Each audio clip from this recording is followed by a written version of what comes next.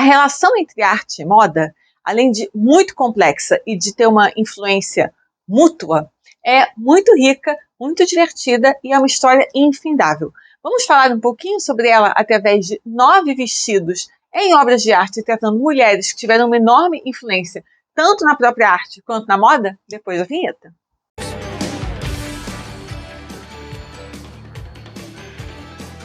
Eu, Amanda, mais uma vez aqui no Arte para Você, e hoje vamos falar sobre a relação super complexa e intrínseca, eu diria, entre arte e moda. Essa é essa relação é um tema em si mesmo que daria, não mas uma infinidade de vídeos. É uma relação simbiótica e muito... a influência, né, da arte na moda é inegável, e eu escolhi então 9 para falar disso de uma forma um pouco mais simples, mas ao mesmo tempo divertida e passando por fases diferentes da história da arte. Eu selecionei 9 vestidos de quadros, né, de obras que mostram figuras femininas ao longo de períodos diferentes da história da arte, que podem exemplificar e mostrar e servir talvez, né, de paradigmas ou de exemplos bastante fortes dessa relação entre arte e moda. Então, vamos lá, fazendo aqui uma passagem cronológica sobre esses 9 vestidos, não exatamente os vestidos, né, mas obras que mostram figuras femininas com vestidos que vão dar um bom aperitivo dessa relação tão rica. Vamos a eles? Vamos começar com a Renascença e alguns vestidos famosos que aparecem em figuras femininas em obras renascentistas. A Renascença era um momento de revigoração, né, de muita inovação, tanto cultural quanto artística, uma vez que o classicismo fez um retorno revolucionário nas sociedades europeias. Porém, esse período também viu mudanças muito significativas na moda. Vamos dar uma olhada em como esses vestidos muito famosos em pinturas influenciaram a moda durante a Renascença. O que a gente vai falar aqui é sobre o retrato dos Arnolfini, do Jan van Eyck.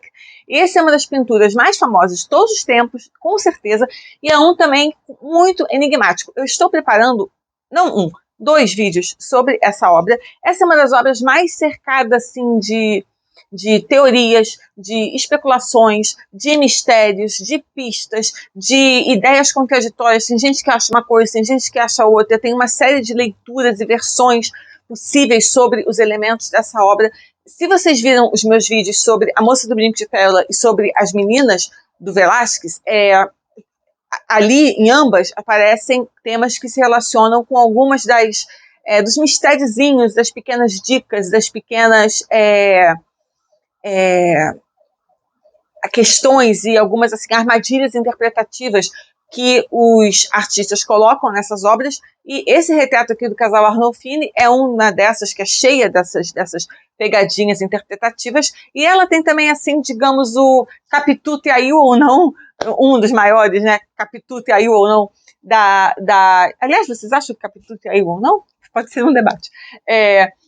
Que um dos maiores dilemas desse tipo da história da arte, que era se a senhora Arnolfini estava ou não grávida. Se é um desses debates, tipo, né, Capitute Aiu ou não, que nunca acabam. Tem gente que acha que sim, tem gente que acha que não. E nesses 2 vídeos que eu vou fazer sobre essa obra, eu vou apresentar teorias, né, tanto para um lado quanto para o outro, e vou dar a minha dica, meu palpite pessoal.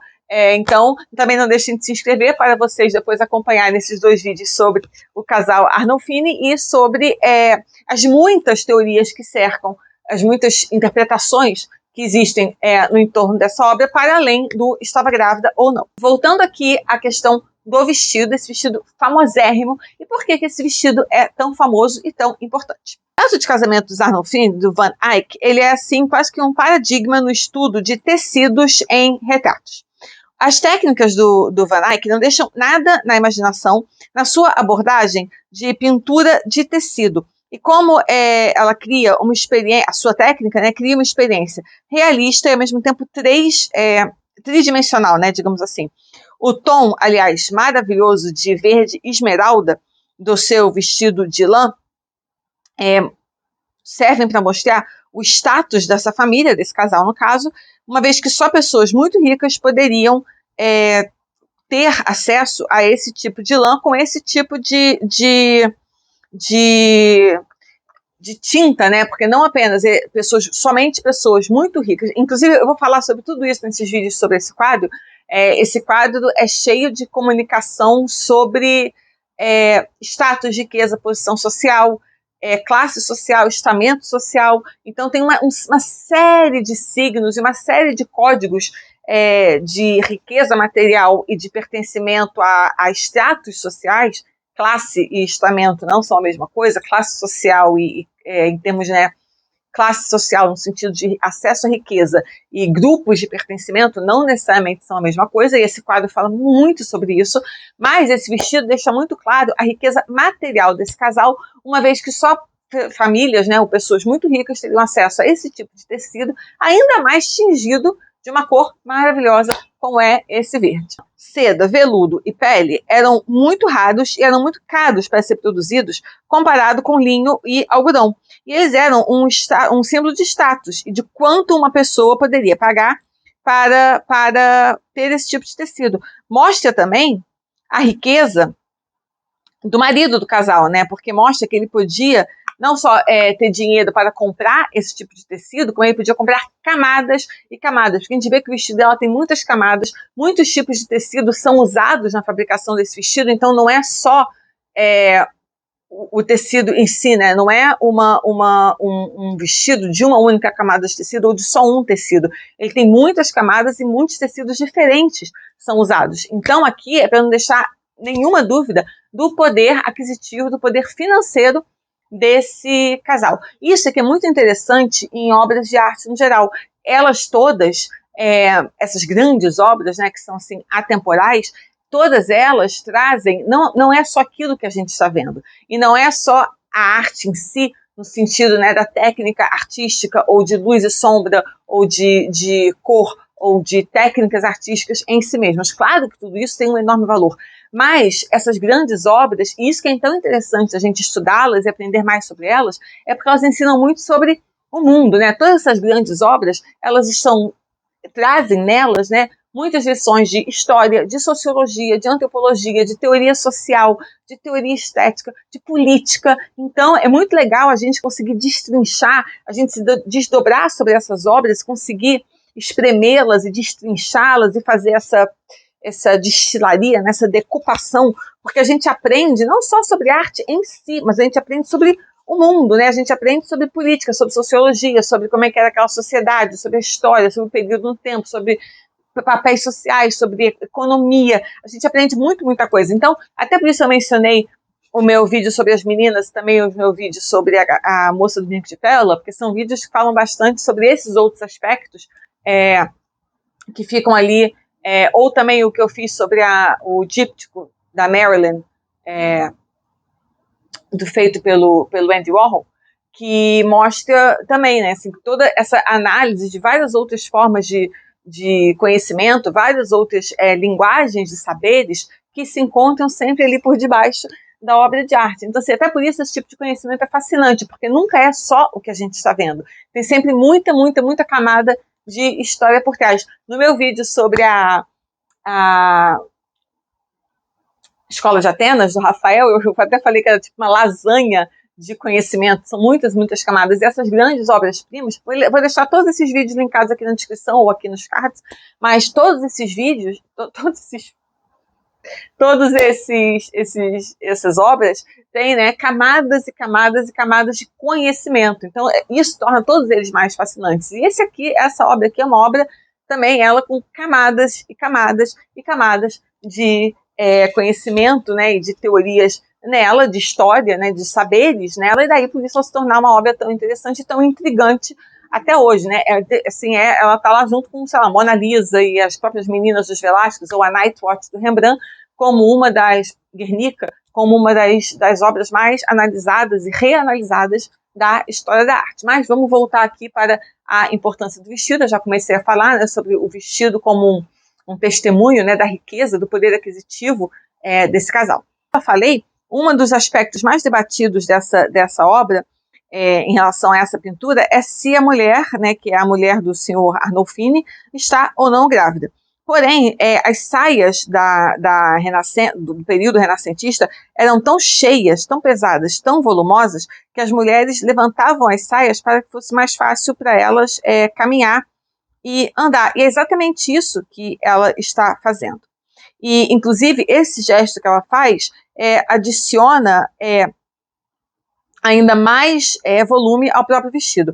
Ao mesmo tempo, ele revela uma tendência em mostrar mulheres, no geral, não apenas essa mulher aqui, mas mulheres em geral, eram mostradas sempre mais curvilíneas. A gente tem que lembrar também que o padrão de beleza da Renascença era diferente do nosso hoje, agora, 2021, nem tanto, mas se a gente pensar, por exemplo, nos anos 20 ou nos anos 60, em um recorte dos anos 60, né, aquele recorte assim, da Twiggy, né, aquela magreza, ou dos anos 90, o período ali da Kate Moss, que era aquela magreza muito, muito extrema, e que o corpo feminino era mostrado sem formas, era um corpo quase andrógeno, né, um corpo se aproximando de um padrão mais masculino, mas não no sentido da força, né, não no sentido como nos anos 80, que era aquele corpo musculoso, forte, de que fazia musculação, de que fazia muito esporte, né, que era um corpo feminino, porém musculoso, né, saudável, de quem puxava peso, de quem malhava muito.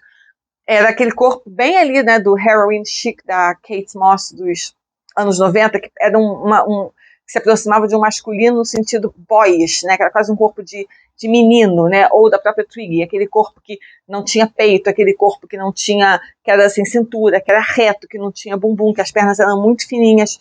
Também o corpo da Audrey Hepburn, sim, quando ela surgiu, só que a Audrey Hepburn também já surgiu como um contraponto, né, porque quando ela apareceu, o padrão de beleza eram aquelas mulheres muito voluptuosas, né, eram aquelas mulheres com muito busto, eram aquelas mulheres com cintura bem fininha, com quadris, né, era Marilyn Monroe, eram Elizabeth Taylor, Sophia Loren, e ela já apareceu como um contraponto, né, aquela moça bem magrinha, bem reta, sem curva, sem essa feminilidade tão curvilínea, tão ostensiva. E na Renascença, o padrão de beleza era esse. As mulheres tinham barriguinha, né? Hoje em dia, né, é complicado, mas elas tinham barriguinha, elas tinham muito busto, elas tinham a cintura bem marcada, quadril bem cheio, as pernas eram roliças. Então, esse era o padrão da Renascença, era um padrão de fartura de curva, era um padrão de fartura de seios, tudo que remetesse à fertilidade, à procriação. Então, a barriguinha era importante porque ninguém queria barriga sarada, não. Ninguém queria barriga tanquinho, era uma barriga mais redondinha, né, mais voluptuosa, que mostrasse, que lembrasse justamente que aquela barriga poderia gerir filhos, né? Então, assim, a ligação da barriga não era para ela ser chata, ela tinha que ter lá aquela curvinha já que anunciasse uma ou várias potenciais gestações no futuro. Então era todo um corpo, a cintura fina também, um quadril largo que coubesse, né, uma gestação saudável, metaforicamente, né? A gente sabe que mulheres com todo tipo de quadril podem ter gestações saudáveis, não tem nada a ver, mas assim, digamos que metaforicamente lembrasse,